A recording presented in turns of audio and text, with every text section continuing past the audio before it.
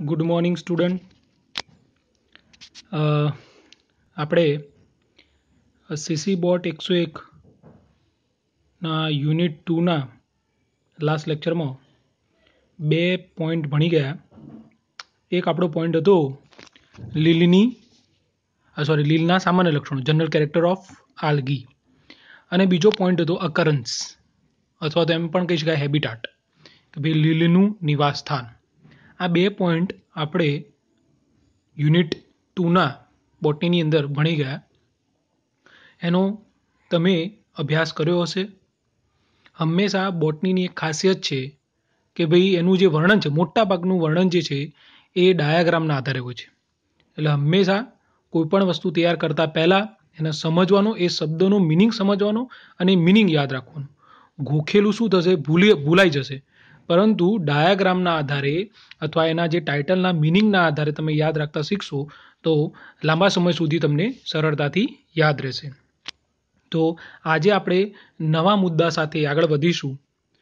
આજે આપણે ભણવાના છે એ જ યુનિટ 2નો લીલની સુકાય રચના, એટલે કે થેલસ સ્ટ્રક્ચર ઓફ આલ્ગી.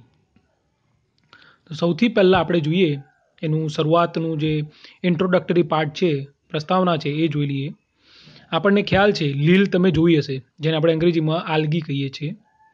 લીલનો જે શરીર જે ખરું અથવા એની દેહ રચના જે ખરી એ મૂળ, પ્રકાંડ અને પર્ણમાં વિભેદન પામેલી હોતી નથી. તેથી લીલની જે દેહ રચના છે એને શું કહેવાય છે? સુકાય તરીકે ઓળખવામાં આવે છે, જેને ઇંગ્લિશમાં આપણે થેલસ તરીકે ઓળખીએ છીએ. આપણે સામાન્ય લક્ષણમાં આ ચર્ચા થઈ ગયેલી છે. આપણી આજુબાજુની વનસ્પતિઓ જોઈએ તો આપણને સરળતાથી જોઈ શકીએ છીએ કે ભાઈ એની અંદર પર્ણો પણ છે, પ્રકાંડ પણ છે, જમીનની અંદર મૂળ પણ છે. પણ તમે લીલ પણ જોઈ હશે તમારી આજુબાજુમાં, પાણી જ્યાં ભરાતું હોય, પાણીની ટાંકી હોય, એની અંદર પણ તમે લીલ જોઈ હશે. તો લીલની જે દેહ જે ખરો એ મૂળ, પ્રકાંડ અને પર્ણ જેવા ભાગો ધરાવતો નથી. એટલે એવી જે દેહ રચના હોય એને સુકાય કહેવાય. એ ચાહે લીલ હોય, ફૂગ હોય.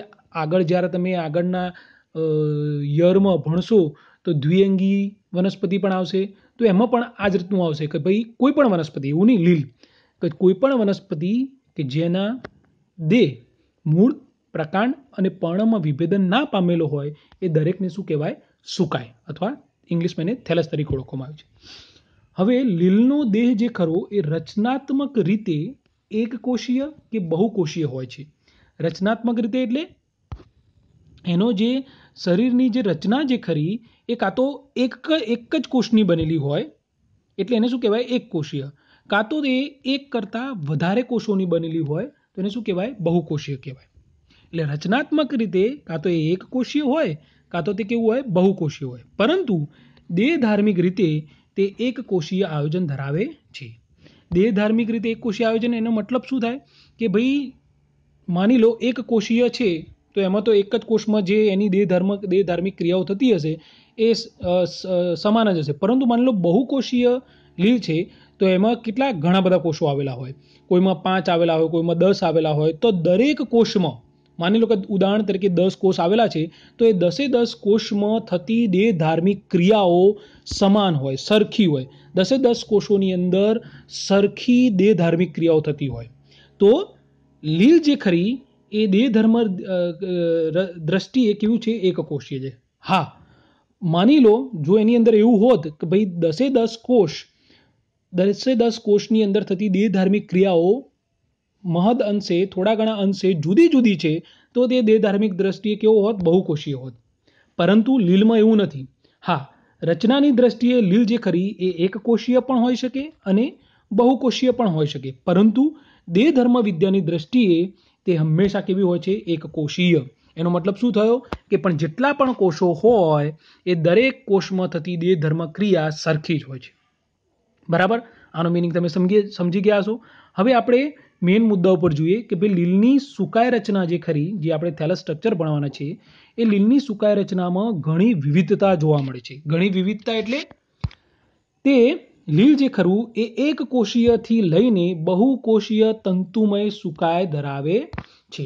એના ઘણા બધા એના લીલની અંદર સુકાયમાં ઘણી વિવિધતા જોવા મળે છે, જે એક કોષીયથી લઈ બહુકોષીય રચના ધરાવતું હોય છે. હવે આપણે એના પ્રકારો જોઈએ કે ભાઈ કેટલા પ્રકારના સુકાય હોઈ શકે લીલના. શક્ય એટલા પ્રકારો આપણે લેવાના ટ્રાય કર્યો છે, અને એને આપણે એકદમ શોર્ટની અંદર, કેમ કે તમારું એફવાય છે એટલે એફવાયમાં એટલું ડિટેલમાં આપણે નહીં જઈએ. આમ તો આમાં ડિટેલમાં જઈએ તો ટીવાયનો મુદ્દો થઈ જાય. આપણે ફક્ત એના મુખ્ય મુદ્દાઓનો જ ચર્ચા કરીશું. તો આપણે જોઈ લઈએ એના પ્રકારો કેટલા છે. જો વિદ્યાર્થી મિત્રો, અહીંયા પ્રકારો ઘણા બધા છે, પણ મેં તમને આગળ કહ્યું એ પ્રમાણે તમે જે પણ આપણે ટાઇટલ ભણીએ એ ટાઇટલનું મિનિંગ યાદ રાખશો તો એનું વર્ણન તમે તમારી જાતે લખી શકશો. જોઈએ તો લીલના સુકાયના પ્રકારોમાં સૌથી પહેલો પ્રકાર છે એક કોષીય ચલિત સુકાય, જેને કહેવાય યુનિસેલ્યુલર મોટાઇલ થેલસ. બીજો પ્રકાર છે એક કોષીય અચલિત સુકાય, એને કહેવાય યુનિસેલ્યુલર નોન મોટાઇલ થેલસ. અંગ્રેજી પણ જોડે જોડે તમે યાદ રાખજો, જે આગળ જતાં તમને ઘણું કામમાં આવશે. ત્રીજો પ્રકાર છે સમંડળ વસાહતી સ્વરૂપ, એટલે કે કોલોનિયલ ફોર્મ્સ. એના બે પેટા પ્રકાર પડે છે, કશાયુક્ત વસાહત એટલે કે ફ્લેઝેલેટેડ કોલોનીઝ, અને એનો બીજો પેટા પ્રકાર છે કશા વિહીન વસાહત, જેને કહેવાય નોન ફ્લેઝેલેટેડ કોલોનીઝ. ચોથો પ્રકાર છે વસાહતી સ્વરૂપ, જેને કહેવાય કોલોનિયલ ફોર્મ્સ. આ ત્રીજો ને ચોથો પ્રકારમાં એટલો બધો ફરક નથી, ખાલી ફરક એટલો છે કે ભાઈ વસાહતનું નિર્માણ થાય છે, કોલોનીનું નિર્માણ થાય છે, એ બેમાં શું તફાવત છે આપણે આગળ જેમ એનો ઇન્ડિવિજ્યુઅલ મુદ્દો ભણીશું એમાં જોઈશું. પછી નેક્સ્ટ પ્રકાર છે પાલ્મલોઇડ્સ ફોર્મ્સ. આ પણ સુકાયનો પ્રકાર છે લીલની અંદર. ડેન્ડ્રોઇડ સ્વરૂપ, એ પણ લીલની સુકાય રચનાનો પ્રકાર છે. સાતમો પ્રકાર જોઈએ બહુકોષીય તંતુમય સુકાય, એટલે કે મલ્ટી સેલ્યુલર ફિલામેન્ટસ થેલસ. એના બે પેટા પ્રકાર પડે છે, અશાખિત તંતુમય સુકાય એટલે કે અનબ્રાન્ચેડ ફિલામેન્ટસ થેલસ. શાખા તો તમને ખ્યાલ હશે કે ભાઈ આપણે કોઈ પણ વૃક્ષ જોઈએ, અહીંયા આપણે લીલની વાત કરીએ છીએ, પણ ઉદાહરણ તરીકે જોઈએ તમે કોઈ પણ તમારી આજુબાજુનું વૃક્ષ જુઓ તો તમે જોજો એ જે એનું મુખ્ય પ્રકાંડ હશે ત્યાંથી એની શાખાઓ નીકળતી હશે. તો લીલમાં પણ એવું હોય છે, કેટલીક લીલ એવી હોય છે એ કાં તો સીધી હોય એટલે શાખાઓ ધરાવતી ના હોય, તો કેટલીક લીલ એવી પણ જોવા મળે છે જે શાખિત તંતુમય સુકાય રચના ધરાવે છે, એટલે કે બ્રાન્ચ ફિલામેન્ટસ થેલસ ધરાવે છે. એ સીધી સુકાય રચના નહીં, સીધો તંતુમય નહીં, પરંતુ એને સાઈડમાંથી શાખાઓનું નિર્માણ થાય છે. હવે આ શાખિત તંતુમય જે સુકાય જે ખરો એના પણ બે પેટા પ્રકાર છે, સત્ય શાખિત તંતુમય એટલે કે ટ્રુલી બ્રાન્ચ ફિલામેન્ટસ થેલસ, અને કૂટ શાખિત તંતુમય એટલે કે સ્યુડો બ્રાન્ચ ફિલામેન્ટસ. એટલે જો અશાખિત તંતુમય સુકાયના કોઈ પેટા પ્રકાર નથી. શાખિત તંતુમય સુકાયના બે પેટા પ્રકાર, સત્ય શાખિત તંતુમય અને બીજું છે કૂટ શાખિત તંતુમય. કૂટ એટલે ખોટું, આભાસ થતો હોય, સાચી શાખાઓ ના આવેલી હોય. ઓકે, તો જોઈએ પહેલા સત્ય શાખિત તંતુમય. એના બે પેટા પ્રકાર પડે છે, સાદા શાખિત તંતુઓ એટલે કે સિમ્પલ બ્રાન્ચ ફિલામેન્ટસ, અને વિષમ શાખી તંતુમય અથવા તંતુઓ એટલે કે હિટ્રોટ્રિકિયસ ફિલામેન્ટસ. હવે એમાં અત્યારે તમને એમ થતું હશે કે ભાઈ આ બધા પોઈન્ટ જે છે એના નામ, એના પેટા પ્રકારના નામ બહુ જોરદાર છે, બહુ ભારે છે, પણ આગળ જેમ જઈશું તો તમને મિનિંગ સાથે એમાં સમજવાનો ટ્રાય કરીશું, તો તમને એમ લાગશે કે ભલે લાંબુ છે મુદ્દો, પરંતુ સરળતાથી યાદ રહેશે. એનો બીજો પેટા પ્રકાર આપણે જોયો કૂટ શાખિત તંતુમય. ઓકે, આગળ જઈએ તો એનો આઠમો પ્રકાર છે સાયફોનોસિયસ સ્વરૂપ, એટલે કે સાયફોનોસિયસ ફોર્મ્સ. પછી બીજો પ્રકાર છે મૃદુતકીય સ્વરૂપ, એટલે મૃદુતકીય સ્વરૂપ ધરાવતો સુકાય, પેરેન્કાઇમેટસ ફોર્મ.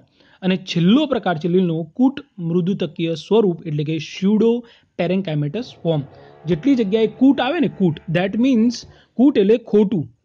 જેમ તમે અમીબામાં ભણતા હતા કે ખોટા પગ આવેલા હોય, પગ જેવી કોઈ રચના આવેલી નથી હોતી, પરંતુ એની મદદથી એક જગ્યાએથી બીજી જગ્યાએ જાય છે, એટલે આપણે એને શું કહીએ છીએ ભાઈ કે ભાઈ એ પગ જેવી રચના ધરાવે છે, પણ આપણે શું કહેતા હતા ખોટા પગ. એટલે અહીંયા કૂટનો મતલબ શું થાય, ખોટું. હવે સૌથી પહેલો પ્રકાર જોઈએ, આટલા આપણે એને પેટા પ્રકારો જોયા, તો એમાં આપણે સૌથી પહેલો પ્રકાર જોઈએ એક કોષીય ચલિત સુકાય, એટલે કે યુનિસેલ્યુલર મોટાઇલ થેલસ. એનું નામ જ છે, જો એની અંદર જ આખી વ્યાખ્યા આવી જાય છે, ખાલી તમારે ઉદાહરણ યાદ રાખવાનું રહેશે. એનું નામ જ છે જો એક કોષીય. ધેટ મીન્સ કે ભાઈ એ લીલનો જે સુકાય જે ખરો એ કેટલા કોષનો બનેલો હશે? ફક્ત એક જ કોષનો બનેલો હશે. બરાબર. ચલિત. ચલિત ધેટ મીન્સ કે ભાઈ એક જગ્યાએથી બીજી જગ્યાએ ચાલી શકે, જઈ શકે. એટલે જો એની વ્યાખ્યા આપણે જોઈએ, ઉદાહરણ પછી જોઈએ કે ભાઈ આ પ્રકારનો સુકાય એક જ કોષનો બનેલો હોય છે. બરાબર. એટલે આપણે એક કોષીય કહીએ. અને કશા ધરાવતો હોવાથી ચલિત હોય છે. તેથી તેને એક કોષીય ચલિત સુકાય અથવા તો યુનિસેલ્યુલર મોટાઇલ થેલસ કહે છે. હવે તમને એમ થશે કે કશા કેવી હોય આપણે ડાયાગ્રામમાં આગળ જોઈએ. જો વિદ્યાર્થી મિત્રો, આ રહ્યો એનો ડાયાગ્રામ એક કોષીય ચલિત સુકાયનો. આ આખી લીલની રચના જુઓ, એનું ઉદાહરણ છે ક્લેમિડોમોનાસ. ક્લેમિડોમોનાસ નામની જે લીલ જે ખરી એ તમે જુઓ ફક્ત એક જ કોષની બનેલી છે. અને એની ઉપર તમે જુઓ શું આવેલી છે? આ હેર લાઇક સ્ટ્રક્ચર્સ, આપણા વાળ જેવી રચના જે ખરી એને શું કહેવાય? કશા. બરાબર. બે કશાઓ આવેલી છે.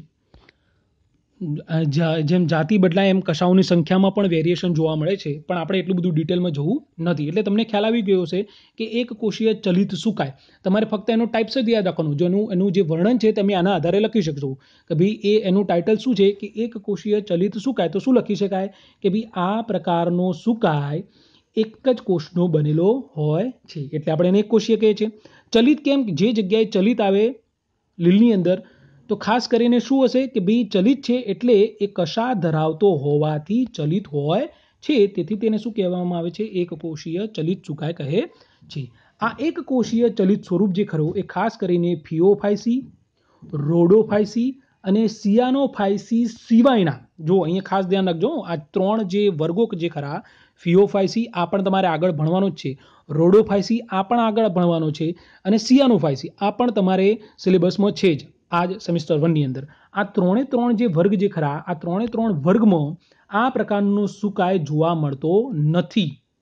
ફક્ત આ ત્રણ સિવાયના, કયા ત્રણ સિવાયના? ફિયોફાઇસી, રોડોફાઇસી અને સિયાનોફાઇસી વર્ગ સિવાયના મોટા ભાગના વર્ગોમાં જોવા મળે છે. આ ત્રણ સિવાયના બધા વર્ગોમાં જોવા મળે છે. તમને એમ થતું હશે કે ભાઈ કેટલા વર્ગ હશે? જ્યારે તમે આનું વર્ગીકરણ ભણશો ને, લીલનું વર્ગીકરણ, તો ઘણા બધા વર્ગો છે એના. પણ આપણે તમારા સેમિસ્ટર 1માં ફક્ત 4 વર્ગો જ ભણવાના છે. કયા? એક અહીંયા ફિયોફાઇસી, રોડોફાઇસી, સિયાનોફાઇસી અને ક્લોરોફાઇસી, 4 વર્ગ ભણવાના છે. તો એ 4 વર્ગો પૈકી 3 વર્ગોમાં આ એક કોષીય ચલિત સુકાય હોતો નથી. એનો મતલબ આપણે કયો ક્લોરોફાઇસી જે ભણીશું એની અંદર આ એક કોષીય ચલિત સુકાય હશે.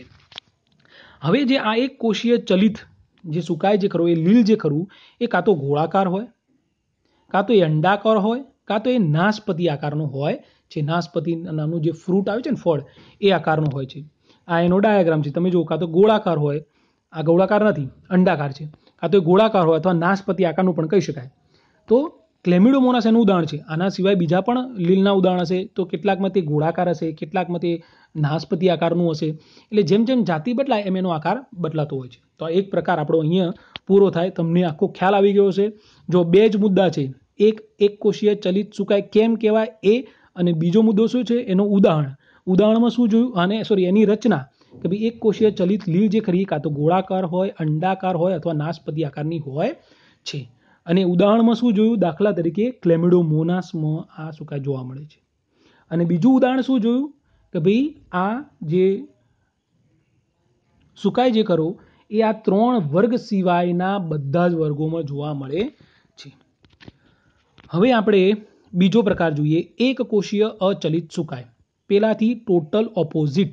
શું નામ છે? યુનિસેલ્યુલર નોન મોટાઇલ થેલસ. બરાબર. આની વ્યાખ્યા પણ તમને આવડી ગઈ હશે. એક કોષીય કેમ કહેવાય? આ પ્રકારની લીલ એક જ કોષ ધરાવે છે, જેમ આપણે આગળ પ્રકાર જોયો એ પ્રમાણે. પરંતુ અહીં શું છે? અચલિત છે. ધેટ મીન્સ પરંતુ કશા ગેરહાજર હોવાથી તેને એક કોષીય અચલિત સુકાય કહે છે. એટલે એની વ્યાખ્યા થઈ ગઈ.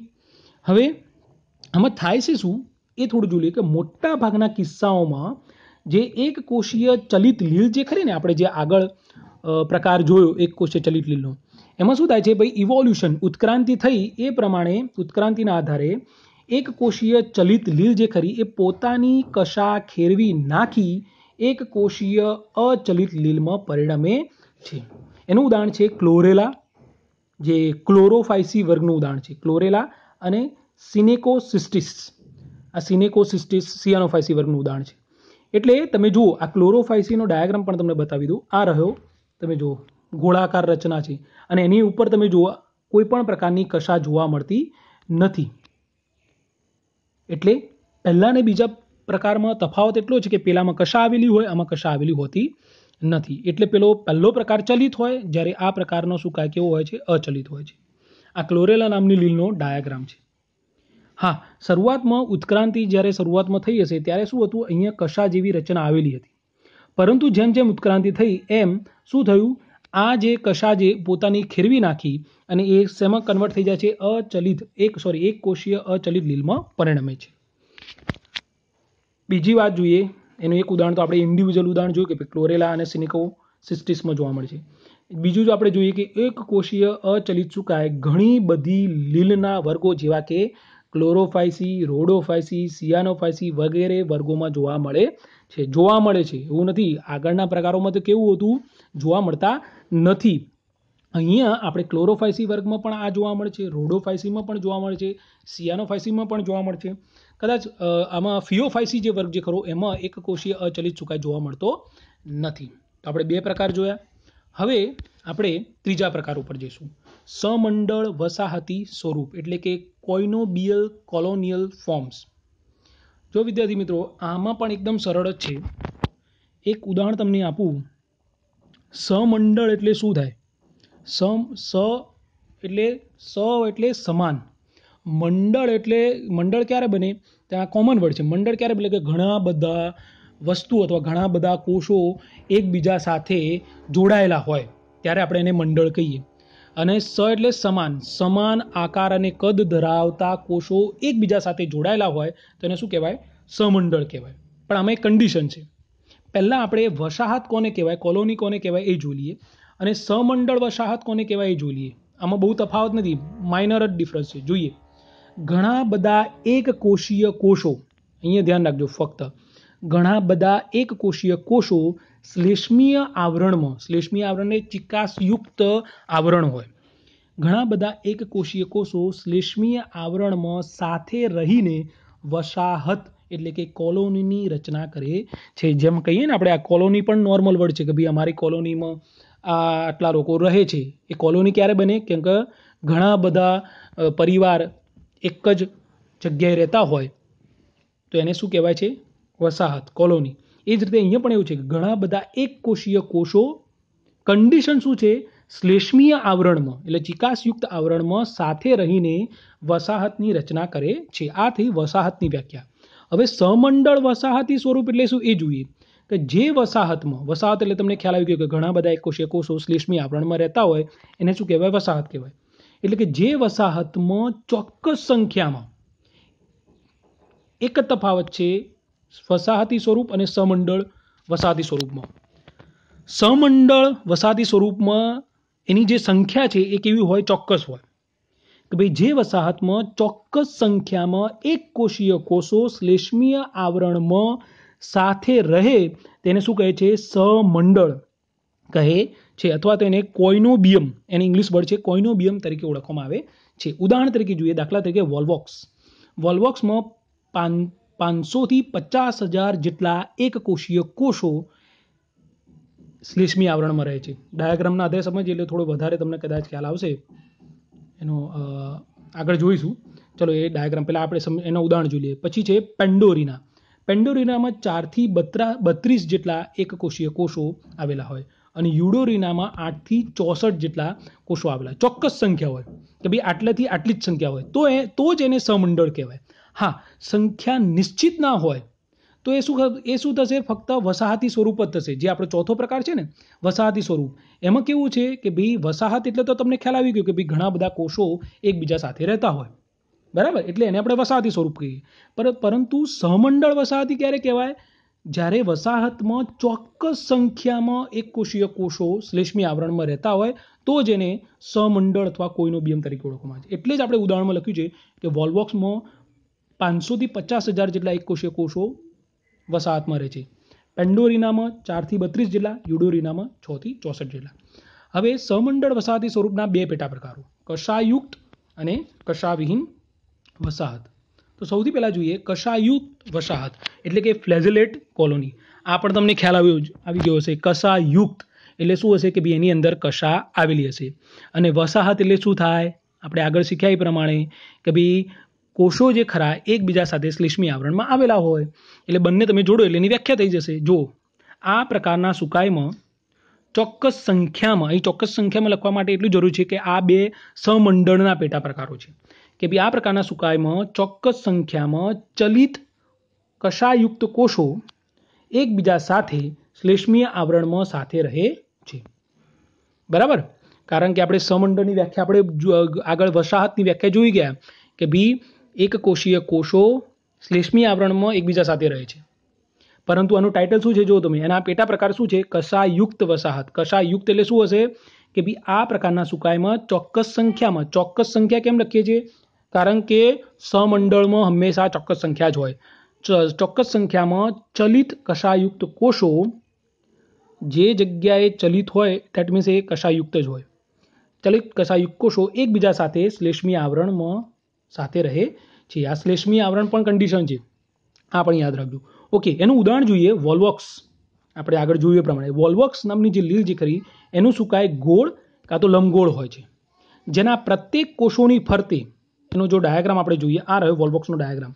તમે જુઓ ઘણા નાના નાના તમને ગોળ ગોળ રાઉન્ડ દેખાય છે. એ બધા શું છે? કોષો છે. તમે જુઓ એની વેરિએશન 500 થી 50,000 સુધીની હોઈ શકે. તો આ બધા જ કોષો તમે જુઓ એકબીજા સાથે જોડાયેલા છે. અને વર્ણનમાં એ જ લખેલું છે વોલ્વોક્સ લીલનું જે સુકાય છે કાં તો આવું ગોળ હશે કાં તો લંબગોળ હોય છે, જેના પ્રત્યેક કોષની ફરતે શ્લેષ્મીય આવરણ હોય છે. પ્રત્યેક કોષ એટલે આ જે નાના નાના કોષ દેખાય એ દરેક કોષની ફરતે શ્લેષ્મીય આવરણ આવેલું હોય, એટલે કે ચિકાસયુક્ત આવરણ આવેલું હોય. આ ઉપરાંત સમગ્ર સમંડળ પણ શ્લેષ્મીય આવરણથી ઘેરાયેલું હોય છે. સમંડળ એટલે શું? ખબર પડી ને ભાઈ, આ ઘણા બધા કોષો એકબીજા સાથે જોડાયા એટલે આ રચનાને આપણે શું કહેવાય? સમંડળ કહેવાય.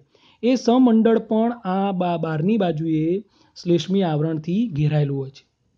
બરાબર? એટલે ઇન્ડિવિજ્યુઅલ કોષોની ફરતે પણ શ્લેષ્મીય આવરણ હોય છે અને આખા સમંડળની ફરતે પણ શ્લેષ્મીય આવરણ આવેલું હોય છે.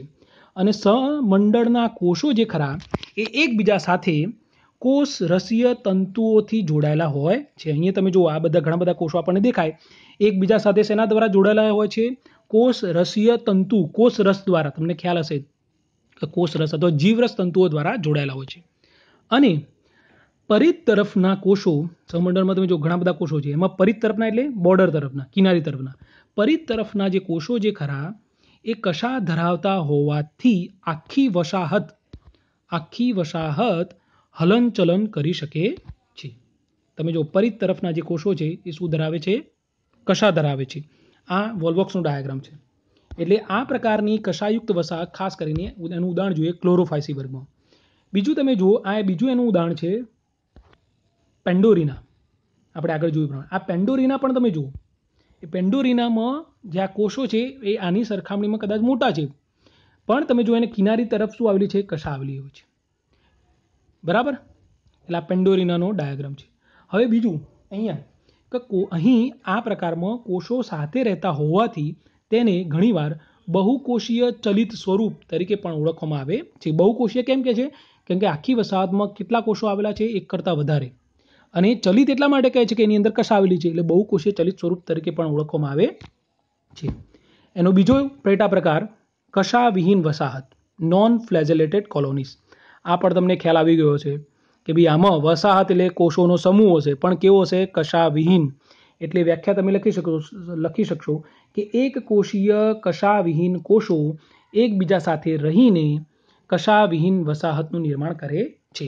એકબીજા સાથે રહીને એટલે કે શેમાં? શ્લેષ્મીય આવરણમાં. બરાબર? અહીંયા એ પણ તમે લખી શકો કે ભાઈ એક કોષીય કશાવિહીન કોષો શ્લેષ્મીય આવરણમાં એકબીજા સાથે રહીને કશાવિહીન વસાહતનું નિર્માણ કરે છે. આ પ્રકારનો સુકાય